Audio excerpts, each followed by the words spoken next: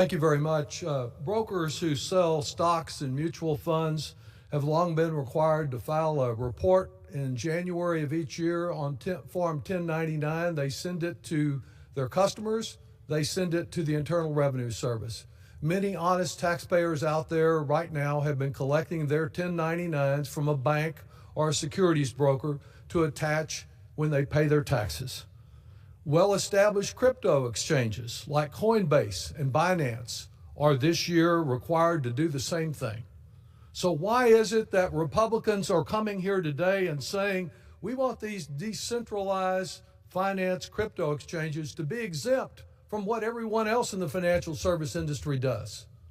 Well, the answer is two words.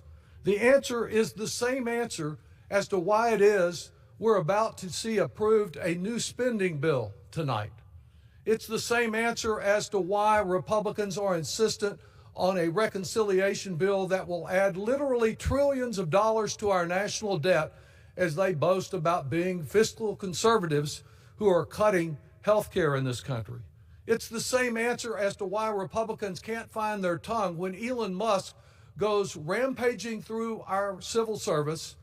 The president is responsible for dismissing more veterans than any president in the history of the United States. It's the same answer that exists when the same rampage is undermining Social Security and the ability of the Social Security system to pay those checks that have been the lifeline for so many individuals who are seniors or individuals with disability.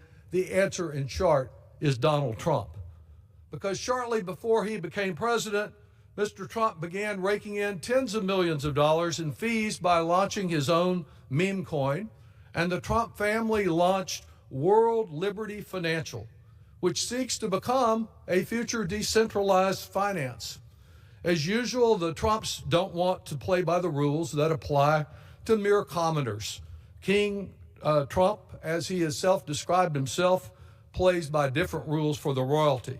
And of course, disclosure and transparency are absolute anathema to this administration, for whom lies are the currency of the realm. Getting a special interest exemption from a pesky 1099 disclosure makes tax evasion and money laundering so much easier for the wealthy Republican donors who've been using these decentralized exchanges.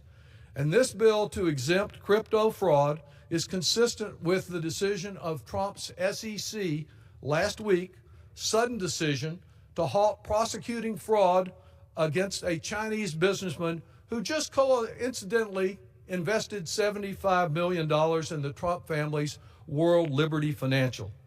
In this administration, friends don't prosecute friends, or certainly not friendly investors. And despite President Trump's claim that he must launch a trade war and impose a 25% tax on Americans who purchase anything from Canada in order to stop the estimated fraction of 1% of the fentanyl that enters our country from that longtime ally, today's bill opens the door to rewarding drug traffickers in fentanyl and cocaine and whatever, as well as terrorists. You need not take my word for it.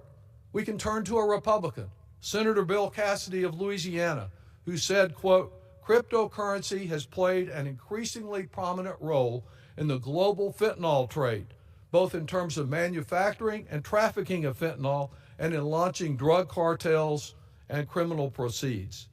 This is particularly true," he says, "of the so-called decentralized crypto exchanges for which this bill provides a totally unjustified special treatment."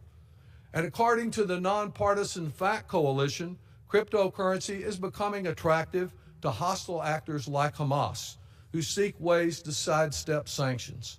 The risks are especially severe with decentralized finance platforms, which are enabled to operate outside the traditional regulatory oversight that applies to others. The further note when we talk about fiscal responsibility, this bill, $4 billion, $4 billion added to our national debt, they can't even question that. It's like the $8 billion in one of the gifts they gave to the oil industry last week. So $4 billion here and $8 billion there and $4 trillion or so with the Republican tax bill to provide more tax breaks to people like Elon Musk and the people that were there on the front row of the president's inauguration. It adds up.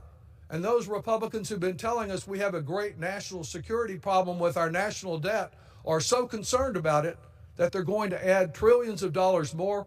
And $4 billion is nothing to ignore, which this bill does and does not pay for. We should reject this new Trump special interest legislation that will just result in more corruption in this administration, a loophole that would be exploited by wealthy tax cheats, drug traffickers, and terrorist financiers, and for which there is absolutely no reasonable justification. I yield back the balance of my time.